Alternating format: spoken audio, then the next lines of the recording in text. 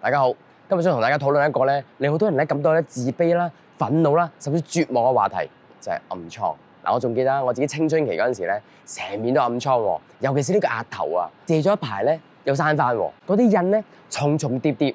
我嗰陣時仲俾同學仔講個花名叫西米露。我嗰陣時個額頭咧就好似呢碗嘢咁噶啦，搞到而家我幾多歲人啦都未食過西米露。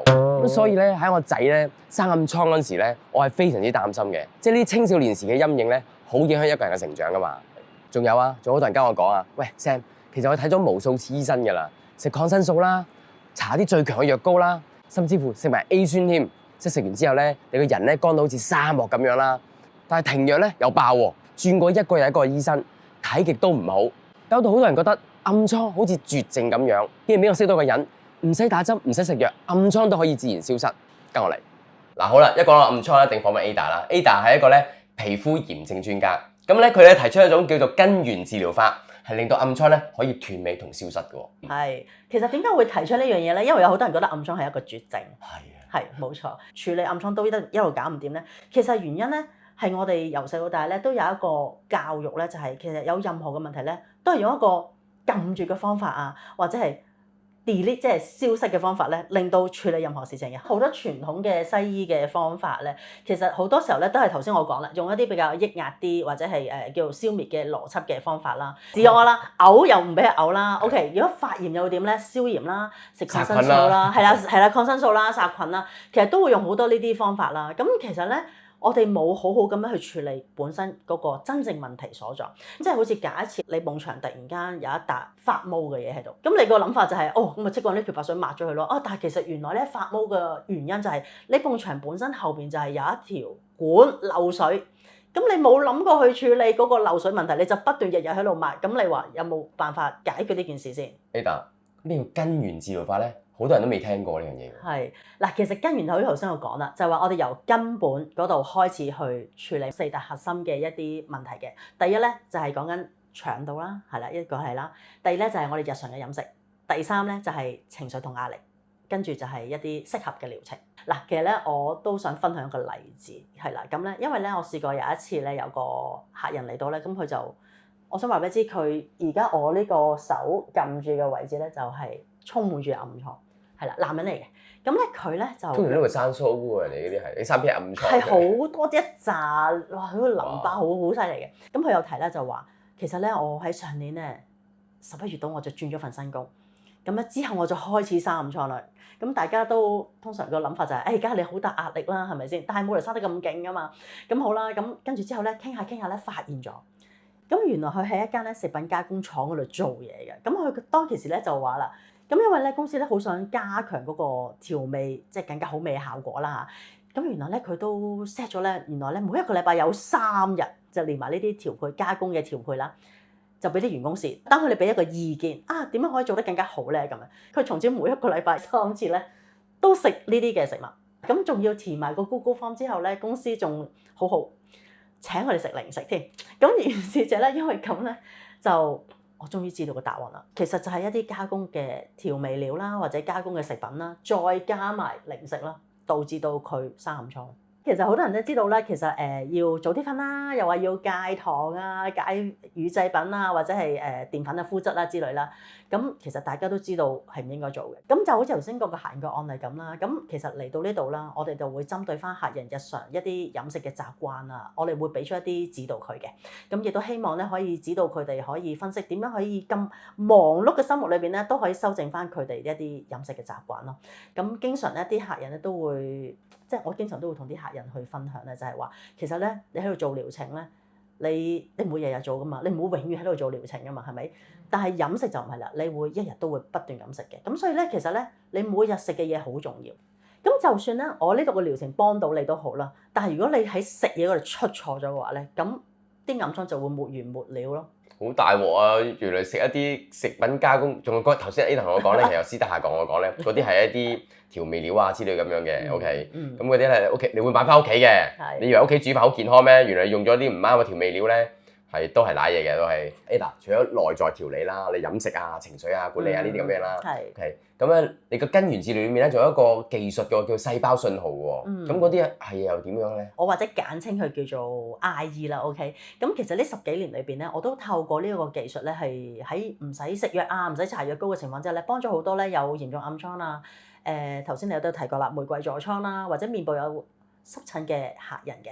喂，Ada 同我講咧，嗰個嘅例子咧，喂，暗瘡好小事啊呢啲，但係而家一個大嘅傷口一個洞咧，都可以即刻好返，好誇張啊！阿姨呢個咧真係好特別嘅 case 嚟嘅。咁點樣咧？就係因為試過有個客人咧，佢就有暗瘡啦。咁其實佢都好咗好多噶啦。咁但係攞唔攞出1、2粒，咁佢就會覺得都有啲懶啊，唔想過嚟啊。咁佢就喺屋企咧攞咗個藍光機咧，就嘟嗰個暗瘡啦。OK 嘅，原本係冇問題嘅。咁點知咧佢就冇根據嘅時間就過時啦。總之就係點知一拎開就發覺有個窿，有個氹。我諗佢擺多咗起碼有1、2倍嘅時間，因為佢睇電視冇留意到個時間，冇聽到個嘟嘟聲啊，係佢有個提示噶嘛，佢聽唔到。咁於是乎咧，拎開咗就大件事啦，就係有個氹。咁我就用咗呢一個細胞信號呢一個嘅療程咧，幫佢喺呢一個即係一個氹嘅傷口裏邊咧，做咗20分鐘，奇蹟就出現啦。見到有一層好薄嘅皮膚 cover 咗嗰個氹。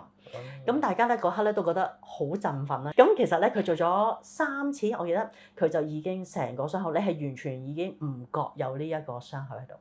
係啊，細胞信號咧，我覺得真係幾神奇呢樣嘢。好神奇啊！唔係用藥唔係成咧，總之係叫你即係佢俾啲信號你，叫啲細胞自己去做嘢。係啊，加快啲做嘢咁樣咯，係。仲要做啱嘢喎，唔係做錯嘢喎。修復係啊，冇錯，係啊，冇錯，你講得啱。嗱，就係你嗰個療程就係透過啲信號啦，OK，就係加快啲細胞咧自己去修復啦，去令到自己療愈啦，係咪？係冇錯。唔使食藥，唔使用化學嘢，唔使搽嚟搽去，唔使搽嚟搽去。咁新穎都唔係嘅，其實呢一個細胞信號呢一個科技咧，其實係都有一段好長久嘅時間㗎啦。咁其實佢透過一個好獨特同埋微弱嘅生物電流咧，傳遞一個修復嘅信號啦，俾細胞啦，令到引發到皮膚有一連串嘅修復效果嘅。咁其實咧，華盛頓大學咧嘅研究顯示咧，呢一種獨特嘅微弱嘅生物電流咧，係能夠將我哋細胞裏邊嘅細胞能量，我哋叫佢 ATP 啦，提升有5倍嘅，係啦。咁當細胞咧有咗額外嘅能量啦，根據 IE 信號嘅指令啦，咁就會將發炎嘅皮膚咧可以做到一個修復啦。咁所以好多長期生暗瘡嘅人咧，佢嘅皮膚因為受到頭先啱啱講嗰幾樣嘢嘅干預啦，令到佢嘅信號變得好混亂啊，分辨唔到一啲求救嘅信號啦。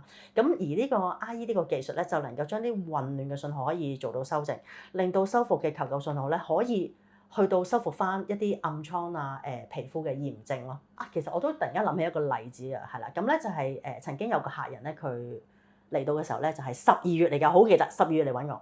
咁佢就話俾我知咧，原來咧佢每一年咧嘅10月真係好神奇啊，佢就開始爆瘡。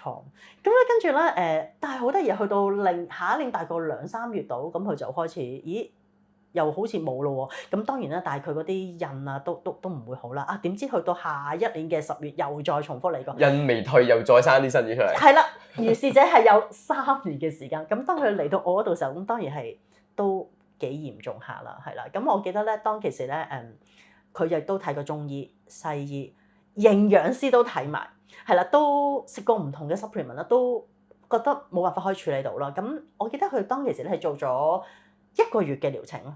其實咧，佢嘅家人、男朋友都覺得，哇！你明顯好咗好多，大家好振奮嗰件事咁樣啦。咁其實真係幫到佢喺裏邊去做一個調整，而幫佢個皮膚嘅暗瘡可以做到修復咯。咁我覺得其他觀眾都好似我咁啦，都好怕食藥嘅。OK，竟然俾我揾到個咧係唔使食藥都可以暗瘡好嘅方法咧，我覺得咧我一定要同大家分享一下。嗱，其實食藥本身咧嚟講咧，佢個邏輯就係要撳住啊嘛，同埋令佢消失啊嘛，係啦，寸草不生。嗱，其實我成日形容咧，細胞素同食藥嘅分別係咩咧？就好似比喻好似個大掃除咁啊！嗱，咁啊，譬如可能你屋企叫啲僆仔，喂，執屋啦咁樣啦，咁可能佢會覺得好煩喎，唔想執喎，跟住就好啦，你過執啊，跟住就發脾氣啦，就亂咁將啲嘢塞落去嗰啲櫃底啊，發脾氣之前你梗係高壓佢㗎啦，係啦，高壓佢啦，係啦，即係撳住佢總之你唔中意我都一定要你執，咁佢咪覺得我咪交功課咯，我咪喺屋企咪掃晒啲嘢落床下底凳底咁。大家我唔係真係乾淨噶嘛，其實嗰啲污糟仲喺度噶，係咪先？而細胞信號咧個原理就係我會教識嗰啲僆仔，我會循循善誘啦，話俾你知其實執屋有咩好啊，執完又會點靚啊，點舒服啊，跟住之後咧話俾你知其實點樣執，跟住佢會覺得攞到個方法喎，你唔使叫佢都自己識得執房啦。咁呢個就係細胞信號啦。我下啲大掃除咧就唔係叫啲僆仔做嘢先，我先過嚟咧就叫佢做啲細胞信號先。嗱好啦，今日 Ada 咧教識我咧，原來咧暗瘡呢啲問題咧唔係一啲咩特別大事嚟嘅，原來係只係我哋身體咧一啲嘅信號啦，話俾我聽身體裏面有啲炎症啦。要解決嘅話咧，其實你教翻好啲細胞咧，等佢咧自己識得去處理翻呢啲炎症嘅話咧，咪搞掂噶啦。咁不如咁啦，你有乜嘢可以同啲有暗瘡同玫瑰痤瘡朋友仔講下嘢？嗱，咁首先咧，我哋咧有一樣嘢好緊要嘅，就係唔好亂咁咧去盲目試一啲嘅護膚產品，或者咧唔好亂咁食一啲荷爾蒙藥啦。因為咧其實例如一啲醫生咧好多時候都會建議食避孕藥呢啲咧，我係覺得係唔好嘅。咁因為咧其實咧佢本身避孕藥咧佢都會去控制翻我哋嘅荷爾蒙分泌啦。咁當有一日你唔再食嘅時候咧，其實就好大件事啦。咁所以咧我會覺得咧唔好亂咁試食呢類型嘅荷爾蒙藥咯。咁你亦都唔好用啲抑制嘅方法咧去解決暗瘡嘅問題喎，因為咁樣做咧只會得到一個好短暫嘅效果咯。咁而個方法亦都唔係可以好長遠嘅。如果咧你想你皮膚咧有真正嘅健康啦，或者係會越嚟越靚嘅話咧，一定要由內而外咧去解決咯。好啦，解決問題咧由根源開始。如果大家中意呢條片嘅話咧，就喺下面留言啦、按讚同分享俾你嘅朋友。